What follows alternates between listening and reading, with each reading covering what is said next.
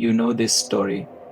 You learned it from school, or from a book, or from the Percy Jackson series that made an entire generation fall in love with Greek mythology, the monster with snakes for hair, the creature so terrible that looking directly at her turns you to stone, the thing in the cave that Perseus had to kill to prove himself a hero, Medusa, the Gorgon, the monster at the edge of the world. You know it like this. Medusa was one of three Gorgon sisters, monstrous beings with snakes for hair, bronze hands, golden wings, and a gaze that petrified anyone who met it. Perseus, guided by Athena and Hermes, found her cave, used a mirrored shield to avoid her gaze, and cut off her head. From her severed neck sprang the winged horse Pegasus and the warrior Chrysa.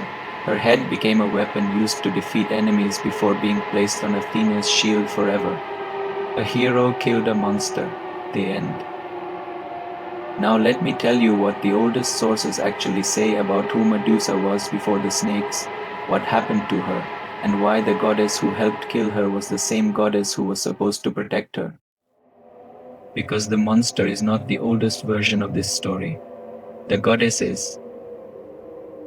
The version of Medusa that most people know comes from Ovid's Metamorphoses, written in the 1st century BC, nearly 1,000 years after the earliest Greek sources.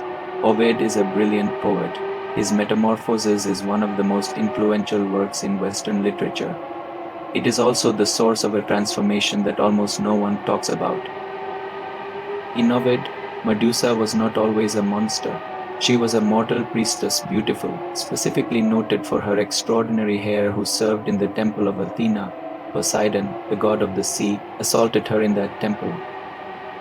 In Athena's own temple. Athena's response was not to punish Poseidon. Poseidon was her uncle, a fellow Olympian, a god of equal or greater power. Athena punished Medusa. She transformed the priestess into the monster. The beautiful hair became snakes. The face that had looked up at the goddess in devotion became the face that turns everything to stone. The punishment was not for what Medusa did. It was for what was done to her. But go further back than Ovid, into the older Greek sources, into the pre-Olympian traditions that predate the mythology most people know. In the earliest Greek sources, fragments from Hesiod, references in Pindar, traces in the oldest vase paintings, Medusa is not a monster created by a goddess's curse. She is a goddess herself. The name Medusa comes from the ancient Greek word meaning guardian or protectress or sovereign female wisdom. In the pre-Hellenic traditions of the Mediterranean, the ones that preceded the Olympian pantheon, Medusa was a deity of female power and protection. Her face, the Gorgoneon, was used on shields, doors, and sacred spaces. Not to frighten enemies, but to ward off evil, to protect. The face that petrifies in the later myth was originally the face that protected. The classical scholar Barbara Walker documented the transformation extensively.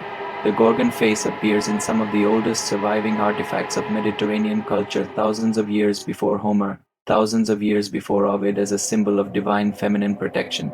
It was placed over doorways to keep harm out. It was carved on the walls of sacred spaces. It was the face of a goddess who guarded. The Greeks who built the Olympian system had a problem with this.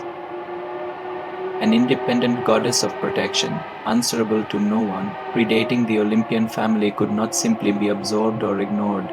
She had to be transformed, made monstrous, given an origin story that made her power a curse rather than a gift. So they gave her a story. And in giving her a story, they turned a sovereign goddess into a cautionary tale. Let us talk about Athena, because this is where the story becomes truly strange. Athena is the goddess of wisdom and of war, but also specifically the goddess of the city, of civilization, of the protection of those who serve her. Her priestesses were under her protection. That was not a metaphor. It was a sacred contract. You serve in my temple, you are mine to protect. And then Poseidon assaulted one of her priestesses in her own temple. Athena's options were not limited. She was one of the most powerful deities in the Greek pantheon. She had defied Zeus himself on multiple occasions.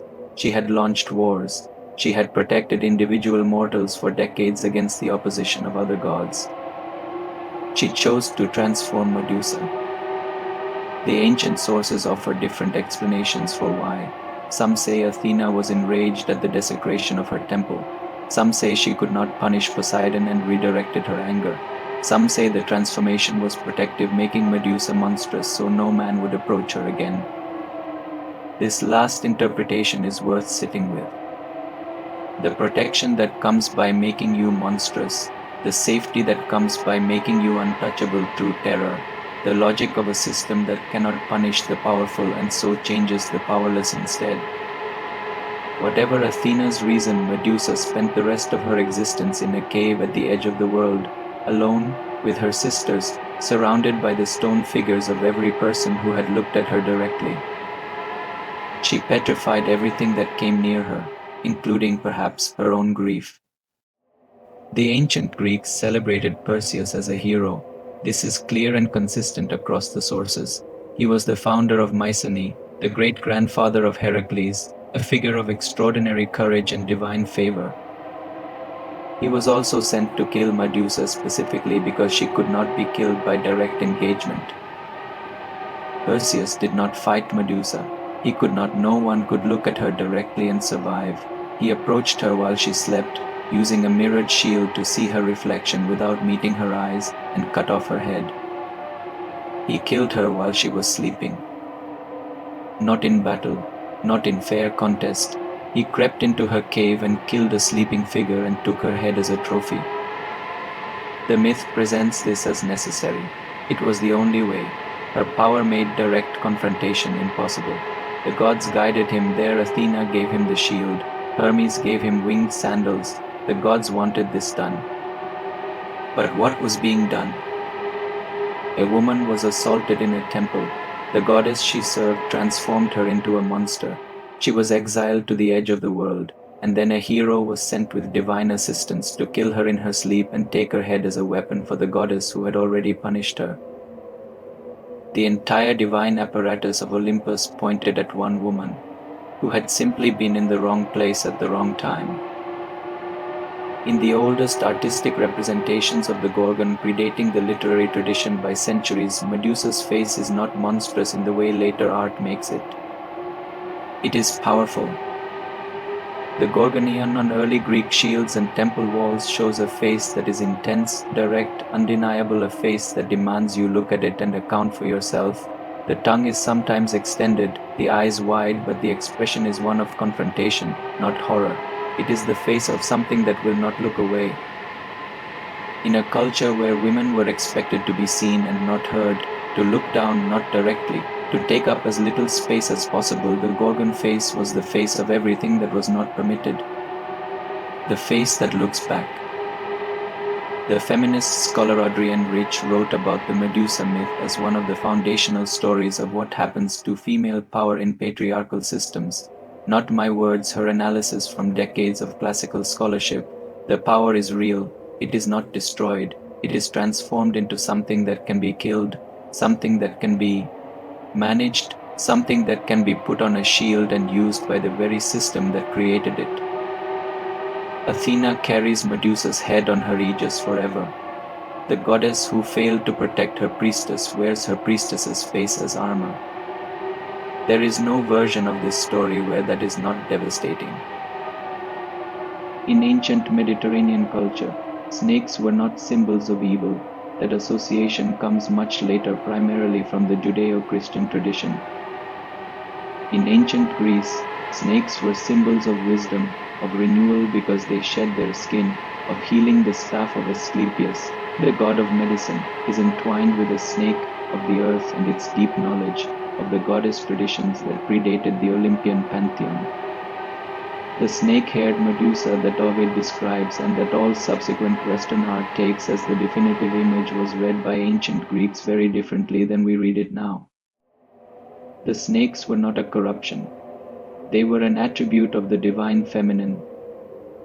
The Minoan snake goddess, one of the oldest surviving religious figures in the Mediterranean, predating Greek mythology by thousands of years, holds snakes in both hands as symbols of her power and authority. Snakes surrounded the oracles. Snakes lived in the sacred spaces of the great goddesses.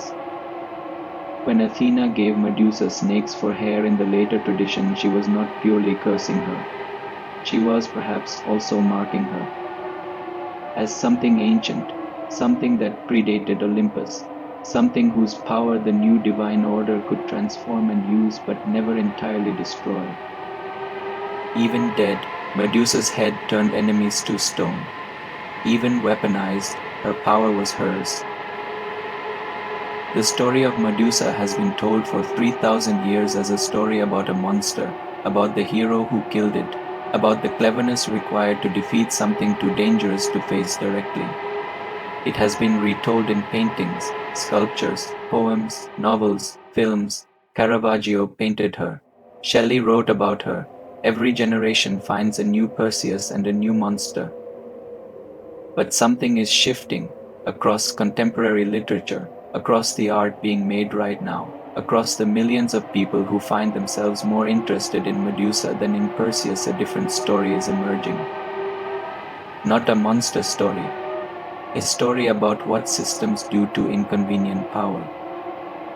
There is a reason Medusa resonates so deeply right now, across cultures, across traditions, across the specific experiences of people who have been told that their power is dangerous, who have been transformed by systems that could not punish the actual source of harm. Medusa's story is not ancient.